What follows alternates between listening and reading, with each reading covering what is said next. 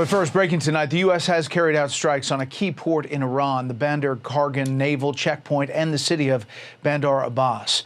The U.S. Central Command says those attacks were in self-defense. The strikes come days after Iran fired 15 ballistic and cruise missiles at a port in the United Arab Emirates. So for now, the second time this week, the Iranians have tried to attack our Navy, and once again, they've been humiliated for their troubles.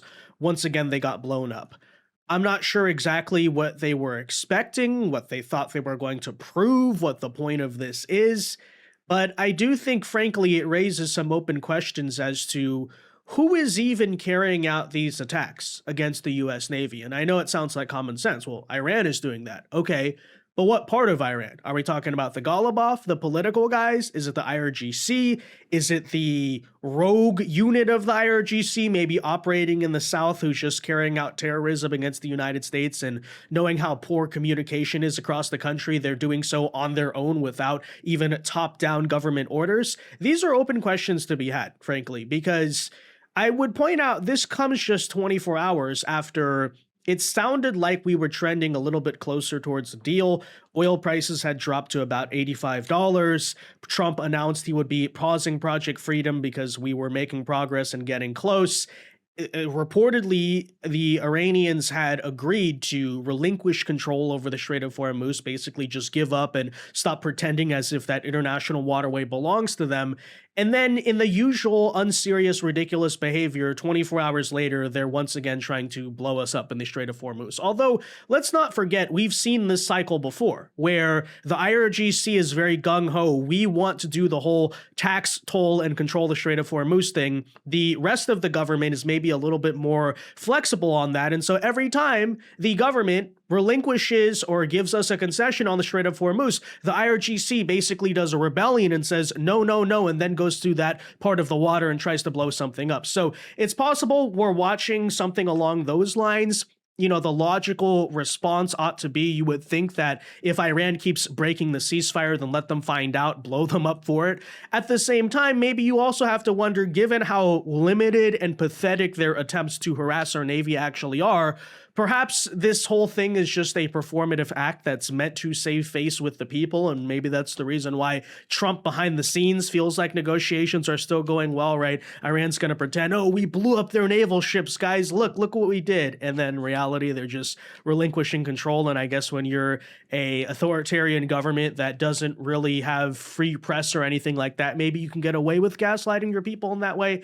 I'm not exactly sure. We'll explore all the possibilities and what this means, guys, in today's video. But first, the details. Iran apparently attacked us, and then we retaliated in self-defense. It seems we not only blew their attackers out of the water, but even staged an attack on Iranian soil, basically blowing up the port that a lot of these suicide boats were staging at. And it's sort of an open question right now in the conflict. What's going to happen next? Well, we'll get into it. First, though, do us a favor. If you enjoy our content, make sure you hit that like button down below. Subscribe to the channel if you are new. That is the best way to support our work, and it also ensures that you can stay up to date with all of the latest news and coverage.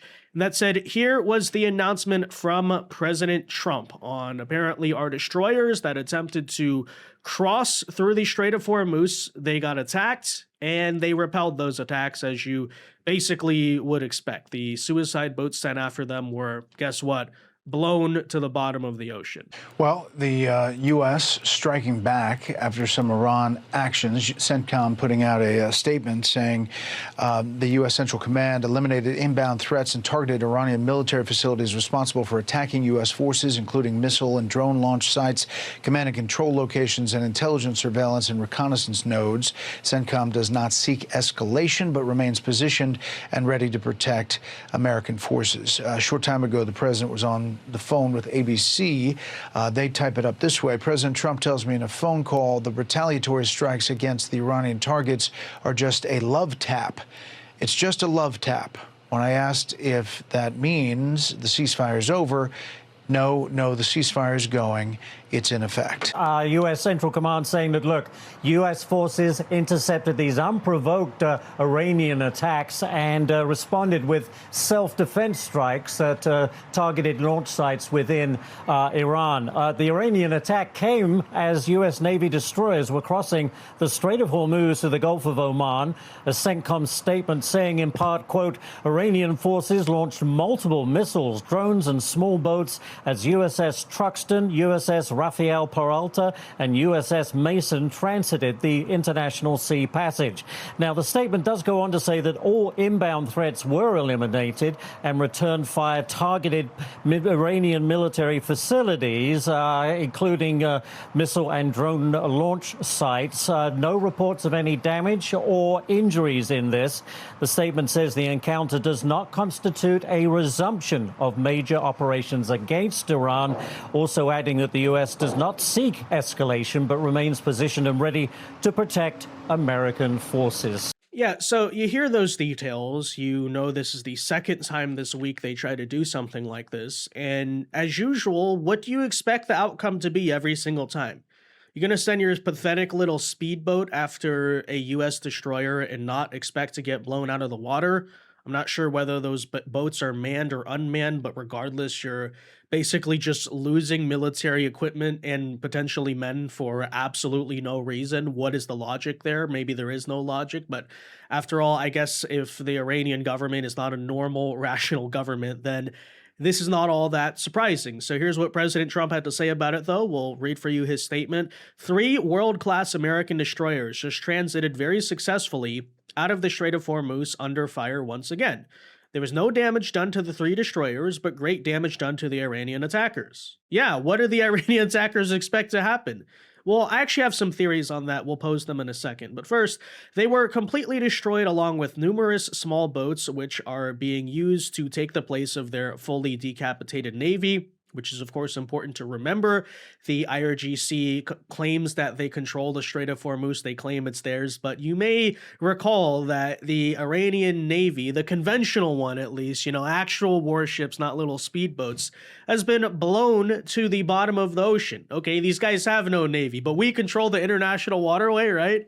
That's laughable. It's just a joke. It's a parody of itself. But anyways, these boats went to the bottom of the sea quickly and efficiently. Missiles were shot at our destroyers and were easily knocked down. So apparently, once again, the Iranians tried to send some cruise missiles. Likewise, unsuccessful once again. Likewise, drones came and were incinerated while in the air. So there you have it. And once again, we're going to repeat, this is a blatant violation of the ceasefire, but according to the Iranians, it's not because the Strait of Hormuz really belongs to us, even though it doesn't or something. So therefore, if your Navy is in the Strait of Hormuz, then that breaks the ceasefire. It's ridiculous. It's delusional, stupid logic. But hey, what would be the rogue parts of the Iranian government if not ridiculous, stupid, and illogical? So there you have it. They were dropped so beautifully into the ocean, much like a butterfly dropping to its grave. And Trump notes here, a normal country would have allowed these destroyers to pass, but Iran is not a normal country. They are led by lunatics, and if they had a chance to use a nuclear weapon, they would do it without question, which I think watching a lot of recent events makes you have to believe at least a part of that is true, right? For sure. I don't think these guys have the most suitable temperaments to be in possession of nuclear weapons. And even if, let's say, they don't do the extreme thing, which is just shoot one automatically at Israel or America or give nukes to terrorists or something like that. I also, for people who don't think the Iranian nuclear threat is serious, take notes of what they're doing right now with the Strait of Hormuz, annexing it, claiming to annex it, or at least, claiming that they control it. And obviously the U.S. has the capacity to break that and, seize it back from them. But imagine in a future 21st century, let's say energy crisis, some, hot time in the world where Iran could literally just seize the Strait of Hormuz and do what they're doing now, claim it's theirs, claim they control it, shut down the entire global economy. But we would have no means to retaliate. Because think about that. If Iran did blockade the Strait of Hormuz in, say, 2030 or 2040 when they do have a nuclear weapon, okay, so what would we do about it? We could technically go in and break the blockade, but then what? Iran could start shooting nukes off across the world. So it is actually of legitimate concern. We don't want to be in that position because guess what? If they did try to do what they're doing right now in the Strait of Hormuz at some point in the future, which has been a point of leverage they've always threatened over the world, then in that case, we'd basically be forced to either accept it or give them what they want to some degree because, hey, they have nuclear weapons, right? And I know a lot of people say, oh, but the Strait of Hormuz was open before this conflict, and that's why now Iran has closed it only because you attacked them. They're quote unquote acting in self-defense. Okay. Well, I want you to pay attention. Are they acting in self-defense right now? No. They're just breaking the ceasefire. They're doing so on an unprovoked basis. And obviously, before Iran has that full nuclear leverage, they're going to try to keep a low profile in the world somewhat. Not that they exactly do that, but somewhat by not seizing the strait. But if you don't know that, if you don't like see what happened here and have concerns over it being a 21st century choke point, I don't know what to tell you. You know, the writing is on the wall right here. I mean, imagine, for example, China moves on Taiwan and America's trying to come and defend Taiwan. And then out of retaliation against the Western world, Iran says, okay, we're seizing the Strait of Hormuz. And now you're kind of choked off from the Middle East. And what are you going to do? These are very bad World War III, frankly, style possibilities that you could totally have foreseen, and all things that maybe we want to avoid. So yes, actually, as a matter of fact, it would not be a good thing for Iran to have a nuclear weapon. I know that, you know, there's a lot of this America first logic that it's just like Saddam Hussein or it's just like North Korea, where they just want the nukes or the weapons of mass destruction for self-defense purposes, right? So then they're just going to leave everybody alone. The difference is Iran is not North Korea. Okay, there's a different ideology running the regime, different temperament. That's all true. But then secondly, I would even point out, you know, is it actually a good thing that North Korea has nuclear weapons? Like, there are many arguments to be made that's something the U.S. should have solved in the 1990s. You know, we had a chance to do so. It is what it is at this point. But yeah, I mean, you wonder why, for example, North Korea has so much leverage. It's impossible to negotiate or get anything we want out of them because of that nuclear weapon situation. Yeah, I don't think you actually want a much bigger and frankly more powerful country in Iran with so much access to the global economy and so much ability to shut that down to actually be in possession of nuclear weapons. Like it's simply not a good thing. I understand the America first logic that, oh, well, Iranians just want nuclear weapons for self-defense. But in terms of the geopolitical chessboard, that's not leverage I would argue you would want to give to Iran. Even if, again, they're not just going to give a nuke to a terrorist the next day. There are a lot of ways they could use their nuclear weapons as leverage that are really bad for the United States, which is, I know, you know, there's a lot of political costs of doing this right now, and I totally understand that, gas prices, whatever.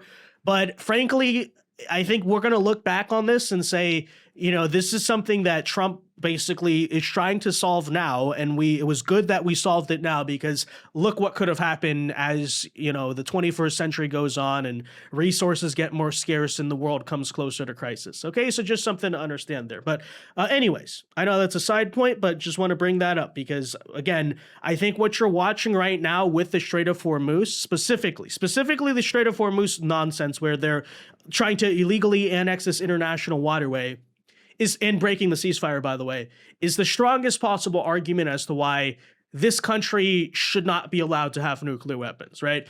But anyways, so it goes on, but they'll never have that opportunity because we just knocked them out. We knocked them out a lot harder and more violently, and we'll do so in the future. So there you have it. So not only apparently did we intercept, but we did something tonight that, you know, I'm sure the Iranians will call offensive in nature, but it is really fundamentally defensive. Again, that's twice this week they broke the ceasefire. They tried to also attack random South Korean and civilian oil tankers. Don't sit here and pretend as if they don't deserve this, but as you can see, the U.S. military likewise conducted strikes on targets in southern Iran, including Bandar, Abbas, and Iran's Keshem port, per Fox News. Some have noted it seems like the Iran ceasefire is beginning to unravel, although, as you heard, the U.S. is not considering this a breaking or a termination of the ceasefire. They're basically just saying they acted in self-defense. So you can see U.S. strikes on Iran seem to be ongoing, as Fox reports. The U.S. has now hit the Bandar Kargan naval checkpoint as well in Manab. And so basically it appears what we're doing is blowing up the naval bases, or not the naval bases, but maybe the ports that these Iranian attacks are coming from, which, let's not forget, Trump warned the Iranians was going to happen. If they misbehave, if they do something bad, but right now, we'll see. But you know, it's a possibility that could happen, certainly. Now, I will say that the U.S. response to this is pretty interesting, and we should try to dissect what it means. Because you notice, and I said this earlier in the week, objectively, Iran has broken the ceasefire. Objectively, you could ring down fire and fury upon them, and it would be fully justified because they tried to attack you unprovoked, and they broke the terms of the agreement no matter how much they want to change them on the fly. At the same time, there's this open question of, well, would that necessarily be the smart thing to do, right? If we're still trying to pursue diplomacy, and basically this is all just effectively swatting a fly, it's a minor nuisance, we're going to take care of it, and we carry on. Maybe there's a case to be made there. Perhaps there's another case to be made that the White House knows that, as I maybe theorized in the beginning, these are rogue actions by rogue parts of the IRGC and should not be taken that seriously as a deep attempt by Iran to actually blow up our Navy. We pointed out before that they've done performative attacks in the past, whether you think it's about Soleimani or After Midnight Hammer, where they call us beforehand and basically tell us, hey, we're about to miss on purpose, but we need to save face for our people. Those could be angles here, right? That's why, I'm sure most people are going to look and say, oh, bomb the crap out of them, go after them. And as I said, if the Trump administration did that, I couldn't criticize it because it's fully logical. It's the justified response. However, there's also maybe the calculated other angles to this of saying, maybe actually to an extent, that's what the IRGC wants us to do.